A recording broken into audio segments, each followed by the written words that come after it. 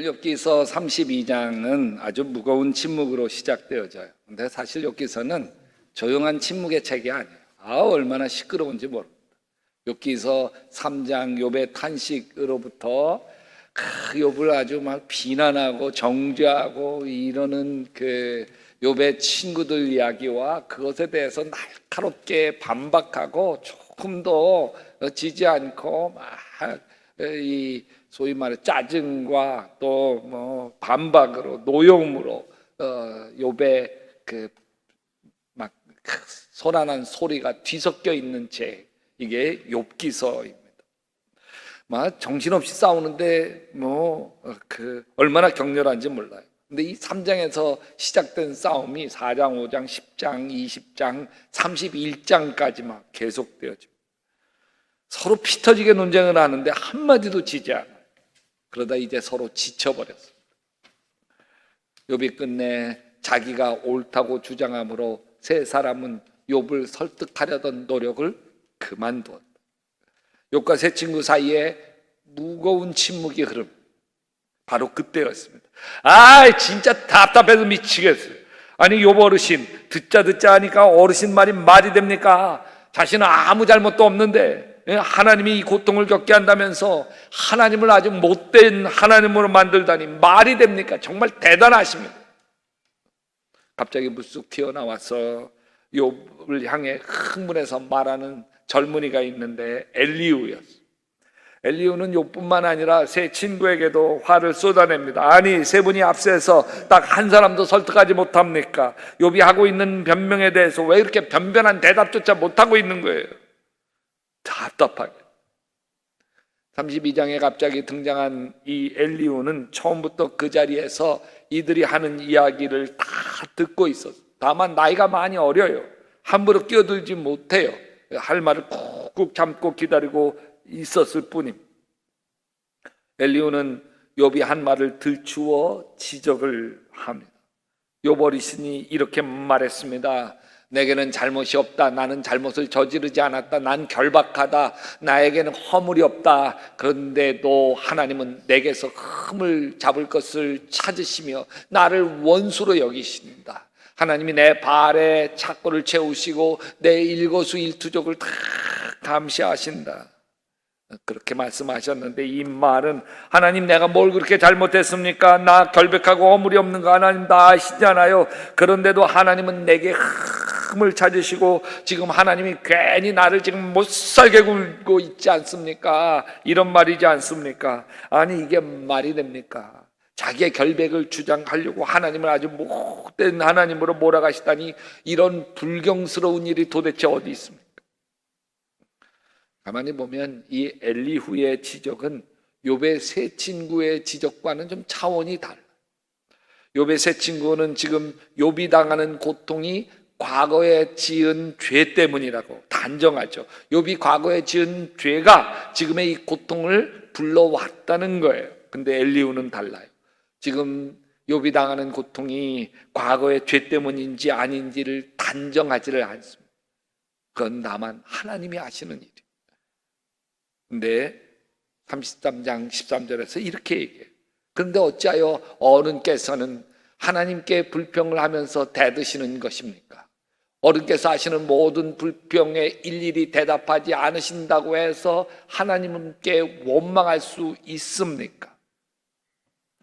지금 엘리후가 심각하게 보는 것은 고통 속에서 보여주고 있는 욥의 태도 때문에, 자기가 당하는 고통 때문에 하나님을 원망합니다. 고통 때문에 죄 짓고 마는 거예요. 그러면 이 고통이 오히려 욥을 파멸로 몰아간다는 거예요. 엘리후가 정확하게 보고 있는 것이 있는데, 고난을 겪을 때 가장 중요한 것은 고난에 대한 태도라는 거예요. 왜 내가 이런 고통을 당해야 합니까? 내가 뭘 잘못했습니까? 원망하면 할수록 자신이 겪고 있는 이 고통 속에 더 깊이 빠져들어가요. 반대로 어떻게 하지? 지금 이 겪는 아픔 속에는 하나님의 무슨 뜻이 있을 거예요. 하나님이 다 지나가게 하실 거예요. 이렇게 고난에 대한 태도가 다를 때 고난이 변하여 축복이 된다는 거예요. 성 어거스틴은 The City of God이라고 하는 책, 하나님의 도성에서 고통이란 누구나 다 받는 것이다. 누구에게나 고통은 동일한 것이다. 그러나 고통을 당하는 사람은 동일하지 않다. 악한 사람은 고통 속에서 하나님을 원망하고, 선한 사람은 고난을 통해서 하나님을 찾고 하나님을 찬양하게 된다. 여러분, 인생에 고난에서 면죄된 사람은 없습니다. 모진 풍파를 겪지 않고 아무 탈 없이 무사히 인생을 마칠 수 있는 사람은 아무도 없습니다. 인생이란 험한 산을 넘어야 하고 거친 광야도 통과해야 합니다. 우리들은 흔히 인생이란 산에 오르는 거야 라고 생각해요. 그래서 어떻게 하면 남보다 더 높은 산에 오를 수 있을까 치열하게 경쟁합니다. 더 좋은 대학에 들어가려고 머리를 싸매고, 더 좋은 직장, 더 능력 있는 배우자를 만나려고, 남들이 다 부러워하는 정상에 오르려고 노력합니다. 그것이 인생이라고 생각해요. 근데 사실은 인생은 산에 오르는 것이라기보다는 광야를 지나는 것과 더 많이 닮았습니다. 요즘 배우자 구하기 힘들죠.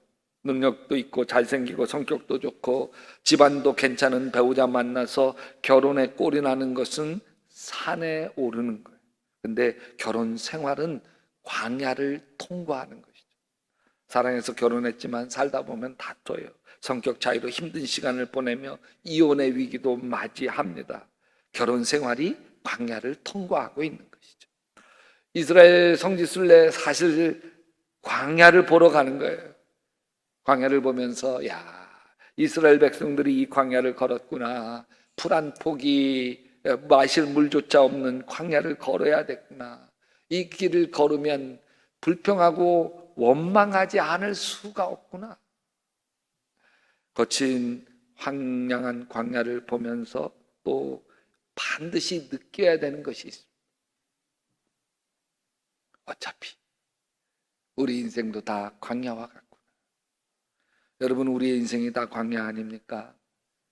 내 남편이 광야인 사람도 있고, 내 아내가 광야인 사람도 있습니다. 자식이 광야인 분도 있고, 며느리가 광야인 분도 있습니다. 가난이 광야인 분도 있고, 건강이 광야인 분도 있습니다. 여러분, 여러분의 인생의 광야는 무엇입니까? 광야는 혹독한 곳이고, 그래서 불평과 불만이 저절로 나오는 곳이지만, 의지할 곳이라고는 하나님밖에 없기 때문에 광야는 하나님께 가까이 가게 되는 거룩한 곳이에요. 사실은 하나님이 말씀을 하시고 또 하신다 하더라도 사람이 그 말씀에 주의를 기울이지 못할 뿐입니다.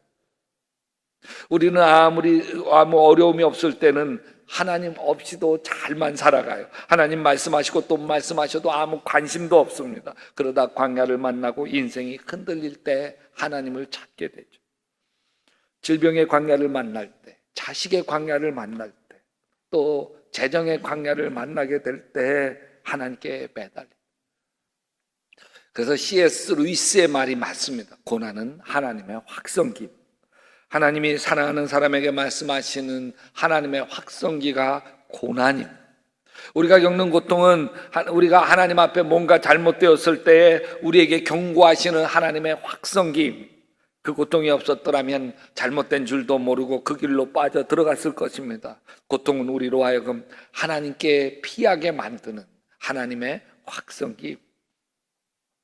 우리는 고난을 겪을 때 그래서 다윗처럼 말해야 합니다. 고난당한 것이 내게 오히려 유익하게 되었습니다. 같이 합시다. 그 고난 때문에 나는 주님의 율례를 배웠습니다. 그래서 나는 고통 때문에 손해를 보지 않아. 아멘. 나는 고통 때문에 하나님께 더 가까이 갈 거야. 아멘. 나는 이 고통을 통해서 하나님이 나에게 주시려고 하는 그 무엇인가 있다는 걸 분명히 알아.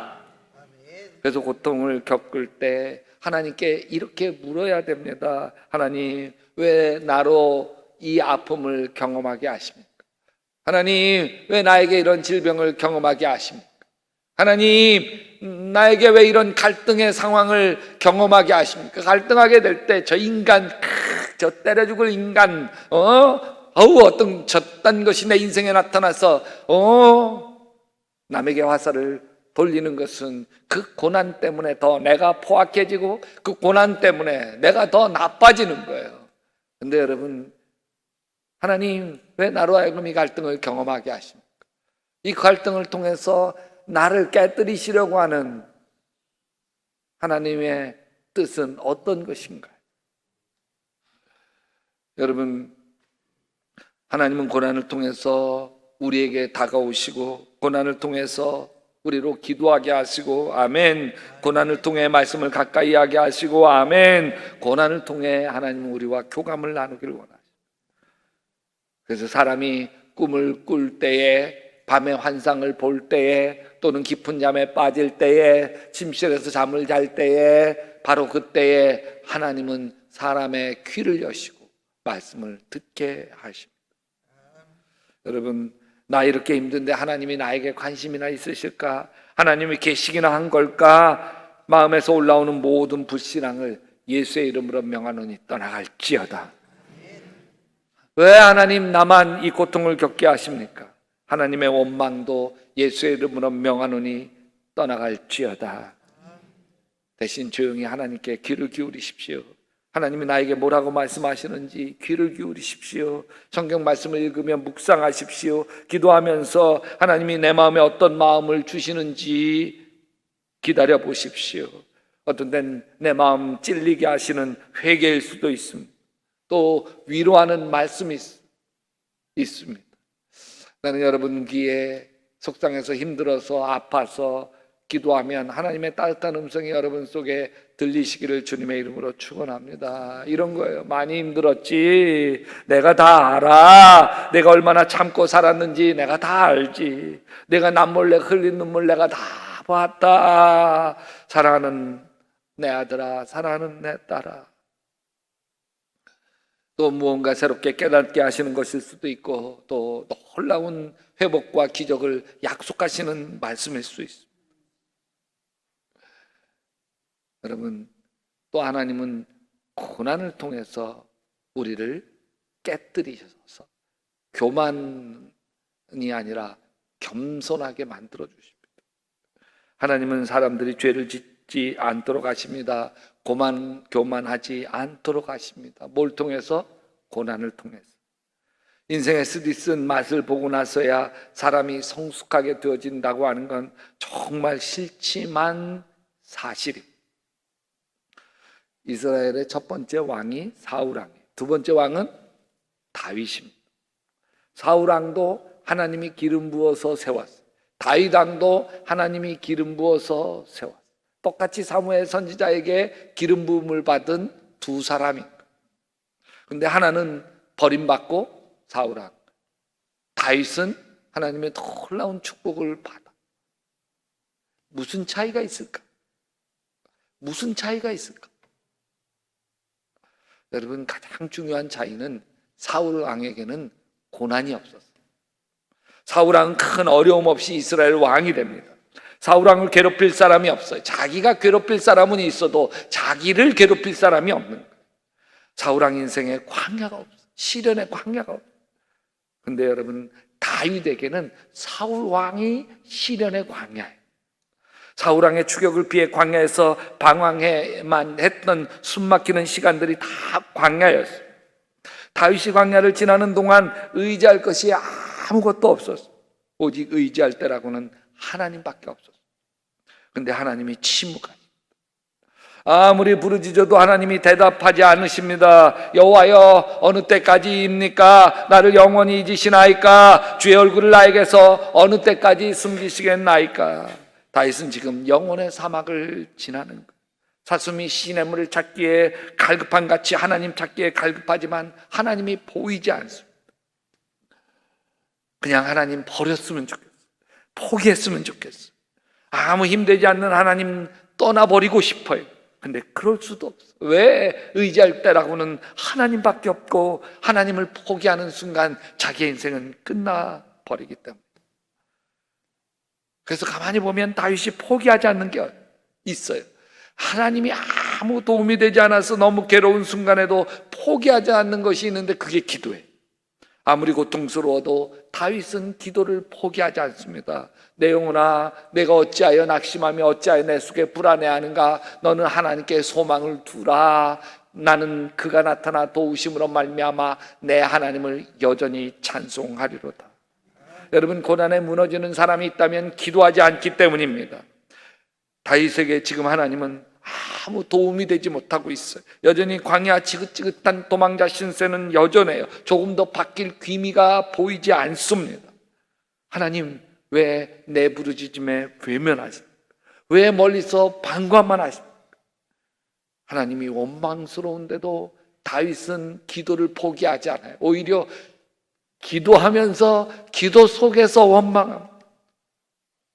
다윗의 기도를 보면 자신에게 얼마나 솔직한지 모릅니다. 막막하면 막막한 대로 기도해요. 절망스러우면 절망스러운 대로 기도해요. 원망과 불평이 가득하면 가득한 대로 기도합니다. 탄식하며 기도할 때도 있고 좌절하며 절망하며 아우성치며 기도할 때도 있습니다. 저주하며 기도할 때도 있죠. 근데 하나님 묵묵히 다윗의 기도를 들어주세요.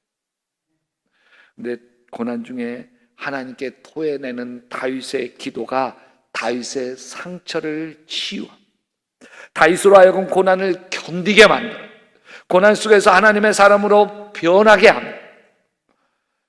다윗이 시편에서 탄식하는 시가 150편 중에 67편이나 됩니다. 다윗의 기도는 원망과 탄식으로 시작되어지죠. 어느 때까지입니까? 나 영원히 잊으십니까? 주의 얼굴을 나에게서 어느 때까지 숨기시겠나이까? 나의 영혼이 번민하고 종일토록 마음에 근심하기를 어느 때까지 하오며 내 원수가 나를 치며 자랑하기를 어느 때까지 하오리까? 하나님은 다윗이 하는 모든 불평과 불만을 다 받아주십니다. 근데 이상해요. 다윗이 기도하면서 풀려요.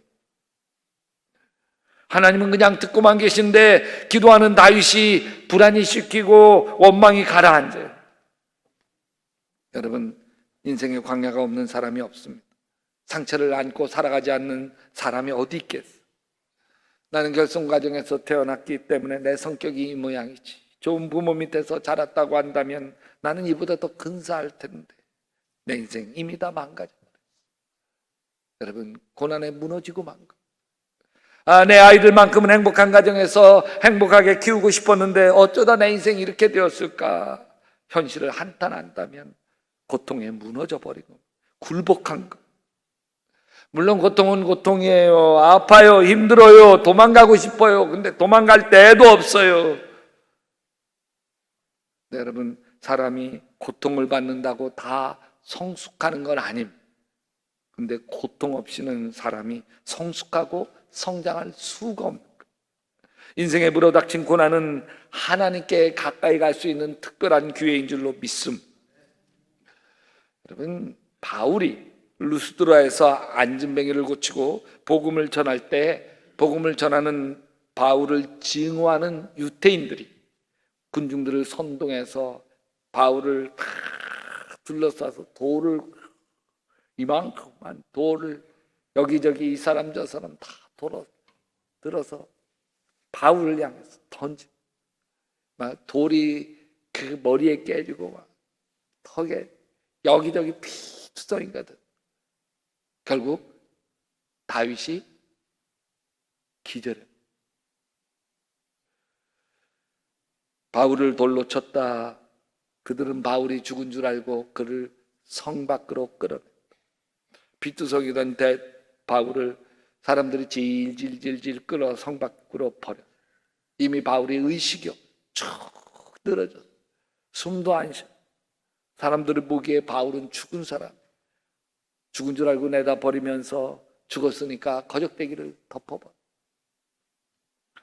근데 성경학자들이 아주 재미난 해석을 해요. 여러분, 스데반이 돌에 맞았을 때 그때 하늘문이 활짝 열리고 하나님 보좌 위에 옆에 예수님이 헐떡 일어나 서신 것을, 그 신비한 것을 보잖아요. 돌에 맞아 죽어가면서. 바울이 지금 돌에 맞아 죽어가면서 신비한 세계를 봤을 거라는 그 이야기가 고린도후서 5장에 나오는 이야기라는 12장에 나는 이 사람을 압니다. 그가 몸을 입은 채 그렇게 했는지 몸을 떠나서 그렇게 했는지를 나는 알지 못하지만 하나님께서는 아십니다. 이 사람이 낙원에 이끌려 올라가서 말로 표현할 수 없고 사람이 말해서도 안 되는 말씀을 들었습니다. 이 바울이 고린도 교회 교인들에게 14년 전에 있었던 신비한 체험을 고백합니다. 자신이 하나님이 계시는 셋째 하늘에 올라갔었던 이야기예요. 내가 몸 밖에 있었는지 몸 안에 있었는지 모르겠고 사람이 말로 표현할 수 없는 아주 신비롭고 놀라운 경험을 했다고 하는 일인데 14년 전 이때가 바울과 바나바가 처음 선교 여행을 떠났던 시기와 연결됩니다. 여러분, 고통은 하나님의 음성을 듣는 통로입니다. 고통을 겪지 않았으면 들을 수 없었던 하나님의 음성이 있습니다. 우리가 흘리는 눈물 덕분에 내 눈물 닦아주시는 하나님의 은혜를 맛볼 수 있습니다. 가슴을 치며 애통하는 아픔 때문에 나와 함께 아파하시고 나를 안아주시는 하나님 아버지의 사랑을 맛볼 수가 있습니다. 하나님의 백성은 망하지 않습니다. 아멘. 하나님이 살아계시기 때문입니다. 아멘. 하나님이 인도하시고 하나님이 도우시기 때문입니다. 매도 수도 없이 맞고 죽을 뻔도 수도 없이 했던 고난의 사나이 사도 바울은 이렇게 고백합니다. 우리가 알거니와 하나님을 사랑하는 자 곧 그 뜻대로 부르심을 입은 자들에게는 같이 합시다. 모든 것이 합력하여 선을 이루는. 지금 내가 겪는 고통, 질병이든 가난이든 사업의 실패든 무엇이든지 합력하여 선을 이룰 줄로 믿습니다. 결국 다 잘되게 만들어 주실 것을 믿습니다. 여러분, 하나님이 우리를 이토록 사랑하시는 것이 우리의 모든 상처, 우리의 모든 상실, 우리의 모든 아픔을 그 창조적인 어떤 것으로 만들어 내는 거예요. 하나님의 사랑이 우리가 겪는 모든 고난을 축복이 되게 만들어 주시는 걸 믿습니다. 하나님의 사랑이 어떻게 오나요? 어떤 때는 교회 친구를 통해서, 어떤 때는 주일학교 선생님을 통해서, 어떤 때는 속회 식구들을 통해서, 어떤 때는 목사님, 사모님을 통해서 흘러와서 내 슬픔이 축복이 되게 만들어 주십니다. 하나님은 우리의 고난, 우리의 실패를 사용하셔서 우리를 끝내 축복하시려는 하나님의 계획을 이루어 가실 줄로 믿습니다. 욥이 그랬어요. 욥이 나중에 이렇게 고백합니다. 내가 귀로만 하나님을 들었지만 이제는 하나님을 눈으로 배웁니다. 언제? 이 엄청난 고난을 통해. 그리고 하나님은 욥을 갑절로 축복해 주셨어요. 다시 자식을 회복시켜 주시고 많은 재산을 다 회복시켜 주시는 놀라운 은총을 맛보게 되었습니다. 올해 다타다난했던 한 해를 우리가 함께 통과해 왔습니다. 예수 그리스도의 오심을 기다리는 대림절을 지금 보내고 있는데 우리 인생의 고난 한가운데 광야의 삶 한가운데서도 두 팔을 활짝 벌려서 다가와 우리를 안아주시는 하나님의 은총을 맛보게 되시기를 주님의 이름으로 축원합니다.